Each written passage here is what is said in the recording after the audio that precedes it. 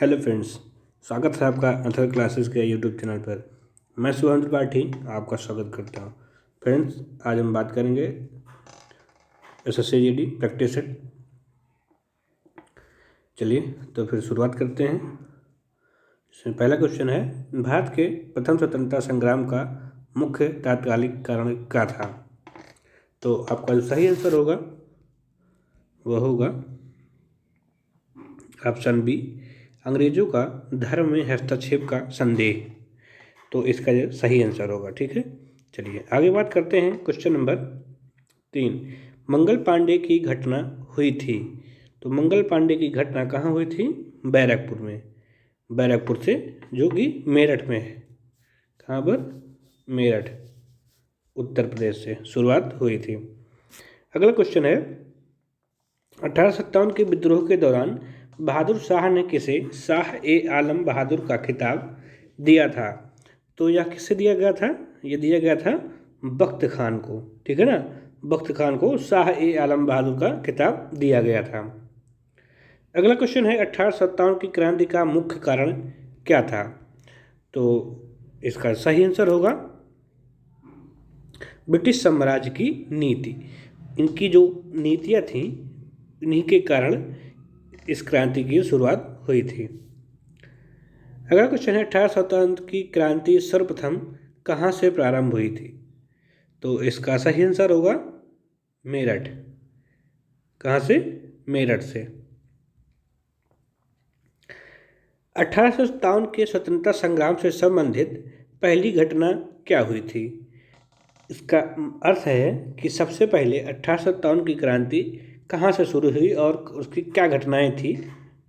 तो इसका जो सही आंसर होगा वो होगा सैनिकों का दिल्ली के लाल किले पर पहुंचना।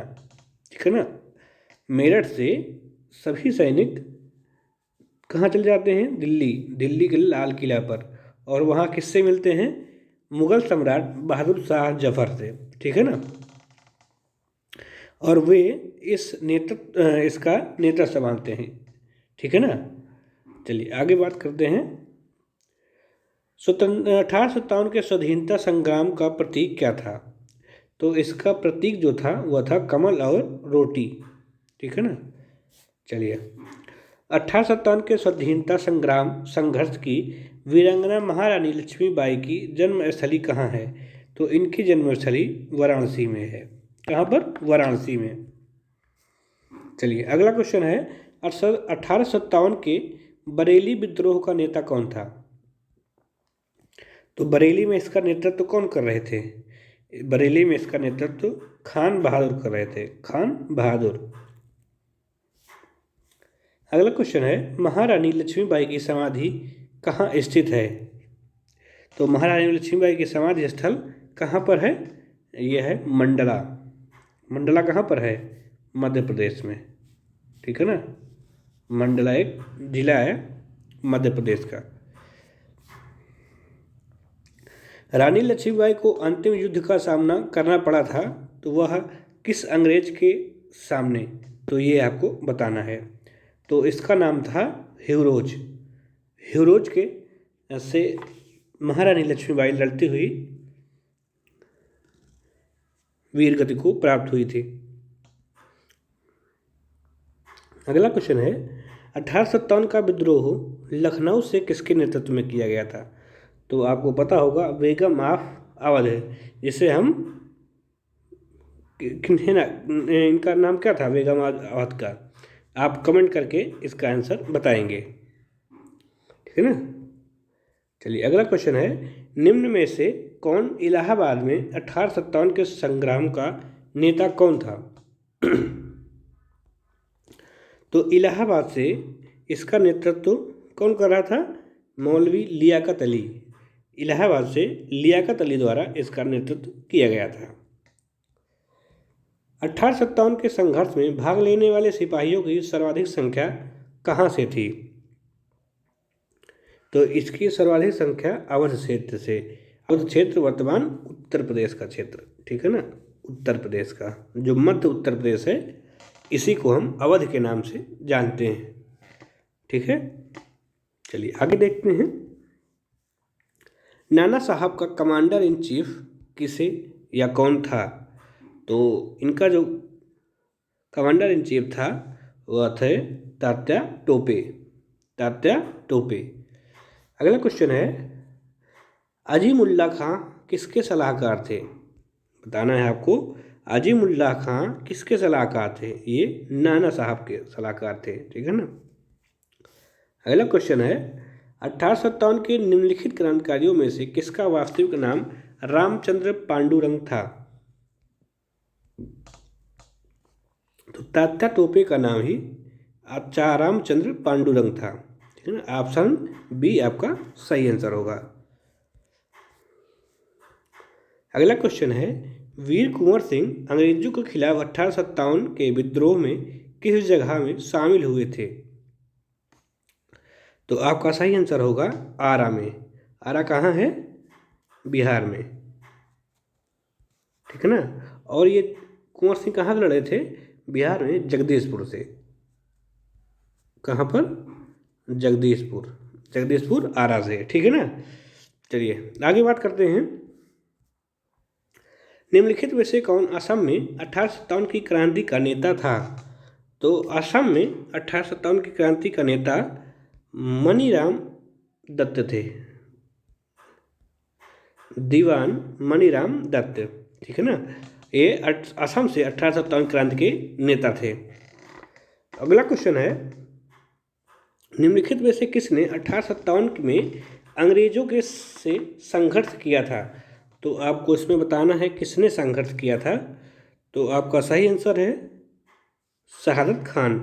अभी इसके बारे में हमने देखा था, बात किया था अगले पिछले क्वेश्चनों में। 1857 के विद्रोह को किस उर्दू कवि ने देखा था?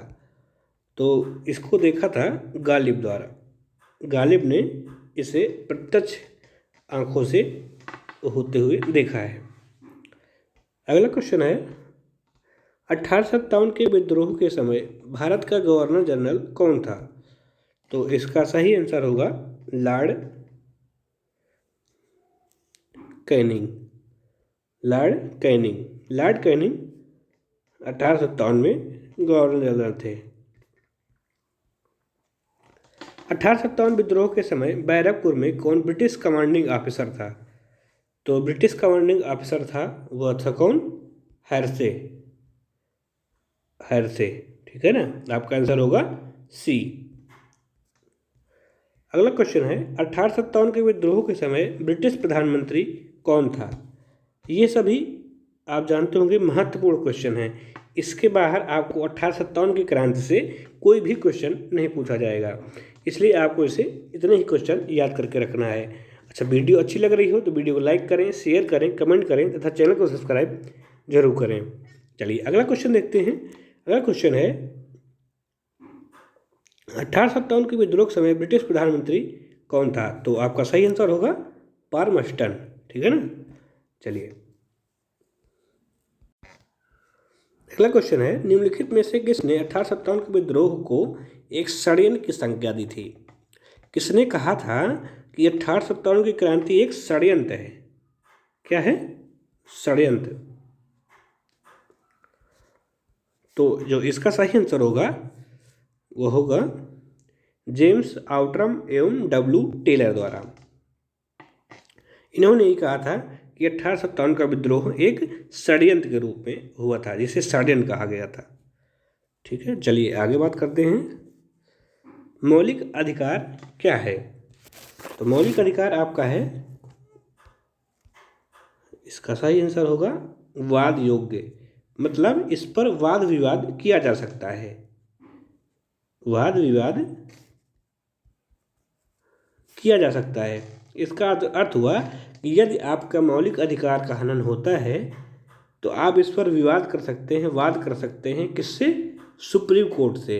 आप सुप्रीम कोर्ट से कह सकते हैं कि हमारे अधिकारों का उल्लंघन हुआ है, मौलिक अधिकारों, इसलिए आप सुप्रीम कोर्ट जा सकते हैं और इसके लिए आप हाई कोर्ट भी जा सकते हैं, ठीक है ना। यदि हम मूल अधिकार डीपीएसपी यानी नीति निषेध तत्वों की बात करते हैं तो वे वाद योग्य नहीं होते हैं, ठीक है ना। मूल अंतर दोनों में ये होता है, मौलिक अधिकार और नीति तत्वों में ये वाद योग्य होते हैं और वे वाद योग्य नहीं होते हैं। आप ध्यान में इसे रखना, ठीक है ना। आगे बात करते हैं मौलिक अधिकार। मौलिक अधिकार क्या है? इसमें से मौलिक अधिकारों को हम आपातकालीन स्थिति में निलंबित किए जा सकते हैं। इन्हें हम, यदि भारत में आपातकाल लागू होता है तो आपातकाल में मौलिक अधिकारों को समाप्त किया जा सकता है। तो इसके लिए आप विवाद नहीं कर सकते हैं, ठीक है ना। जैसे पहले क्वेश्चन में कहा गया कि वाद विवाद हम कर सकते हैं, परंतु यदि आपातकाल लगा होगा तब हम नहीं कर सकते हैं, ठीक है ना। चलिए आगे बात करते हैं, भारतीय संविधान में किस अनुच्छेद के अंतर्गत नागरिकों को मौलिक अधिकार प्रदान किए गए हैं? तो ये आपके हैं 12 से 35, अनुच्छेद 12 से 35 के बीच में आपको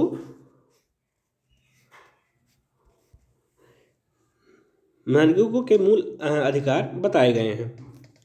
चलिए आगे बात करते हैं, भारतीय संविधान में समता का अधिकार, जिसे हम समानता का अधिकार भी कहा गया है, इसमें 5 अधिकारों को रखा गया है, 5 अनुच्छेदों को रखा गया है। वह किन अनुच्छेदों के मध्य रखा गया है ये आपको बताना है। तो इसका सही आंसर होगा 14 से 18।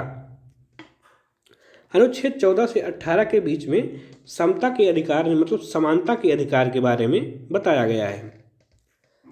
चलिए आगे बात करते हैं, ये हमारे समता के अधिकार हैं जिसे आपको याद करके रखना है।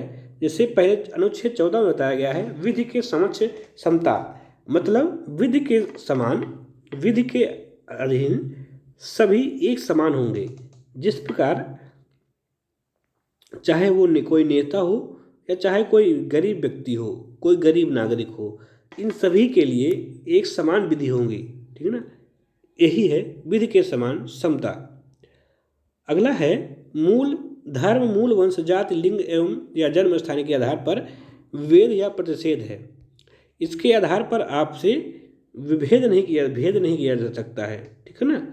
अगला है अनुच्छेद 16, लोक नियोजन में विषयों में अवसर की समता। इसी के अंतर्गत आप आरक्षण का प्रावधान प्राप्त करते हैं। ये सरकारी नौकरियों में आरक्षण की बात करता है, ठीक है। लोक नियोजन में अवसर की समानता की बात करता है। अनुच्छेद 17 है अस्पृश्यता का अंत, इसमें छुआछूत की बात की गई है, ठीक है ना। छुआछूत की बात की गई है अनुच्छेद 17 में। और उपाधियों के अंत के बारे में कहा गया है अनुच्छेद 18 में। चलिए आप, आई होप आप याद कर लिए होंगे। वीडियो अच्छी लग रही हो तो वीडियो को लाइक करें, शेयर करें, कमेंट करें तथा चैनल को सब्सक्राइब जरूर करें। चलिए अगला क्वेश्चन देखते हैं, विधि का नियम या कानून का अधिराज का मतलब क्या है? तो इसका सही आंसर होगा ए, सभी के लिए एक कानून और सभी के लिए एक न्यायतंत्र, ठीक है ना। चलिए आगे बात करते हैं, भारतीय संविधान के किस अनुच्छेद में भाषण एवं अभिव्यक्ति की स्वतंत्रता के मूल अधिकार का प्रावधान किया गया है? तो इसका सही आंसर होगा अनुच्छेद 19। अनुच्छेद 19 में 6 प्रकार की स्वतंत्रताएं बताई गई हैं भाषण एवं अभिव्यक्ति की स्वतंत्रता के लिए, और इसी के अंतर्गत प्रेस की स्वतंत्रता भी बताई गई है। अगला क्वेश्चन है, भारत के संविधान का निम्नलिखित में से कौन सा अनुच्छेद प्रेस की स्वतंत्रता से संबंधित है? तो अभी हमने बात किया, तो इसका सही आंसर होगा अनुच्छेद 19।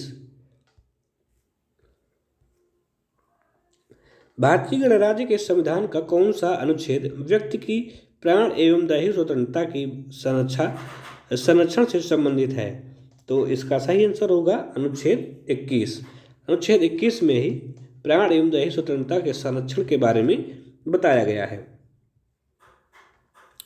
भारतीय संविधान का कौन सा अनुच्छेद व्यक्ति के विदेश यात्रा के अधिकार को संरक्षण प्रदान करता है? यह आपको बताना है। तो इसका सही आंसर होगा, वह होगा 21, ठीक है ना, अनुच्छेद 21। अगला क्वेश्चन है, भारत के संविधान के किस अनुच्छेद के अंतर्गत निजता का अधिकार संरक्षित है?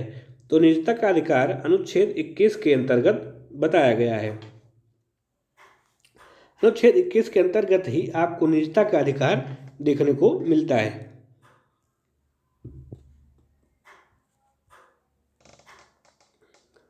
भारतीय संविधान का कौन सा अनुच्छेद बच्चों के शोषण के विरुद्ध मौलिक अधिकार से संबंधित है? तो बच्चों के मौलिक अधिकारों की बात की गई है, तो ये इसका सही आंसर होगा 24। और यदि हम पुरुषों की बात करते हैं तो उसका सही आंसर होगा अनुच्छेद 23। 23 और 24 यह बच्चों अनुच्छेद शोषण के विरुद्ध अधिकार की चर्चा करता है, जिसमें आर्टिकल 24 बच्चों के शोषण के विरुद्ध, वहीं अनुच्छेद 23 वह पुरुषों के नागरिकों के शोषण के विरुद्ध बात करता है। पुरुष के जगह पर आप नागरिकों की बात करें, से पुरुष एवं महिलाएं दोनों शामिल हैं, ठीक है ना। चलिए आगे बात करते हैं। क्वेश्चन नंबर 70, बंदी बनाए गए व्यक्ति के मौलिक अधिकारों की रक्षा किस अनुच्छेद के अंतर्गत दिया गया है? तो आपका सही आंसर होगा अनुच्छेद 22।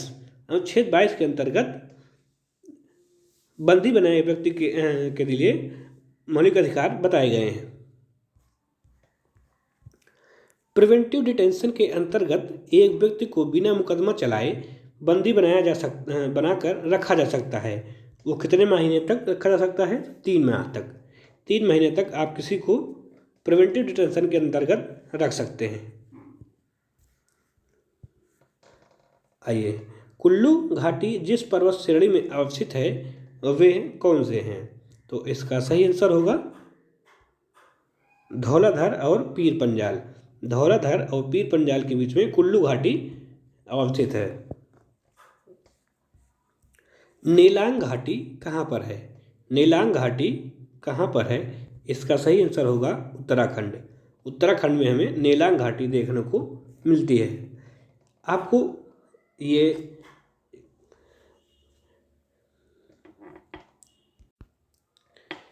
एक तालिका दी गई है, इसमें कुछ प्रमुख दर्रों के बारे में बताया गया है।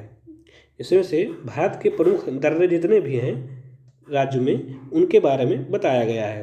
तो इधर आपको राज्य दिखाई देंगे या तो केंद्र शासित प्रदेश, और इधर आपको उन दर्रों के नाम दिए बताएंगे। अच्छा, दर्रा क्या होता है? दर्रा होता है दो पहाड़ियों के बीच में जो रास्ता होता है, जो गैप होता है, उसे ही हम जिससे होकर जाते हैं उसे ही हम दर्रा कहते हैं, ठीक है ना। इससे व्यक्ति अपने आने जाने का काम करता है, ठीक है ना। चलिए देख लेते हैं। तो लद्दाख में ये सभी हैं: खारदुंगला, काराकोरम, जोजिला, चांगला। जम्मू कश्मीर, पीर पंजाल और बनिहाल। हिमाचल प्रदेश में सिपकिला, रोहतांग, वालालाचा, यांगची, दीवान। आप ऐसे पढ़ लीजिएगा इन्हें, ठीक है ना। आप एक बात बता दें आपको कि आपको इसकी PDF चाहिए तो हमारे टेलीग्राम अथर क्लासेस नाम से उस पर आप इसे प्राप्त कर सकते हैं, इसकी PDF। वीडियो अच्छी लग रही हो तो वीडियो को लाइक करेंगे, शेयर करें, कमेंट करें, चैनल को सब्सक्राइब जरूर करें। चलिए इन्हें आप याद कर लीजिएगा, ये महत्वपूर्ण है SSC GD में। इससे एक न एक क्वेश्चन जरूर आपको देखने को मिलेगा। चलिए आगे बात करते हैं। निम्नलिखित में से आप देख लीजिए कि किस प्रकार से क्वेश्चन इसमें पूछे जाते हैं। तो देखिएगा, इधर आपको दर्रों के नाम दिए जाएंगे और इधर राज्यों के नाम। तो आपको इसे मैचिंग करना होगा कि इसमें से कौन सा सुमेलित है और कौन सा सुमेलित नहीं है, ठीक है ना। ऐसे ही क्वेश्चन आपसे पूछे जाएंगे इससे। तो आपका जो सही आंसर होगा वह नाथुला दर्रा होगा। नाथुला दर्रा मेघालय में नहीं है, ये कहाँ है? सिक्किम में। कहाँ पर? सिक्किम में देखने को मिलेगा, ठीक है ना। तो चलिए आपका आंसर होगा C। अगला क्वेश्चन है, लिपुलेख दर्रा कहाँ पर देखने को मिलेगा? लिपुलेख दर्रा आपको अभी हमने चर्चा किया था कि लिपुलेख दर्रा हिमाचल प्रदेश में देखने को मिलेगा, ठीक है ना। चलिए आगे बात करते हैं। अब इसमें प्रमुख हिमनदों के बारे में ही, ग्लेशियर के बारे में दिया गया है। जैसे कि बात करें तो ये है सियाचिन हिमनद, ये काराकोरम स्थित है। तो आपको ये नहीं याद करना है, आपको ये याद करना है लंबाई, दोनों याद करना है कि स्थिति कहाँ पर है और इसकी लंबाई कितनी है, ठीक है ना। तो ये आप इसे याद कर लेना। चलिए आगे बात करते हैं। मेघालय का पठार किसका भाग है? तो मेघालय का पठार जो है वह प्रायद्वीपीय प्रखंड का भाग है। भारत के जो निचला वाला भाग है उसको हम प्रायद्वीपीय प्रखंड कहते हैं। जो ये वाला भाग है तो इसको हम प्रायद्वीपीय प्रखंड कहते हैं। तो इसी का ही भाग ये मेघालय का पठार कहलाता है। चलिए आगे बात करते हैं, अरावली एवं विंध्य श्रृंखला के मध्य कौन सा पठार स्थित है? तो आपका सही आंसर होगा मालवा का पठार। ठीक है, चलिए आगे बात करते हैं और लास्ट क्वेश्चन है, दंडकारण्य भारत के किस भाग में स्थित है?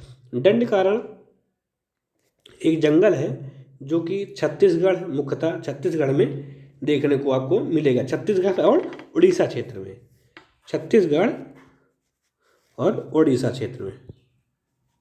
ठीक है ना। चलिए आज यहीं तक रखते हैं और नेक्स्ट वीडियो में फिर बात करेंगे। वीडियो अच्छी लगी हो वीडियो लाइक करें, कमेंट करें, चैनल को सब्सक्राइब जरूर करें। जय हिंद, जय भारत।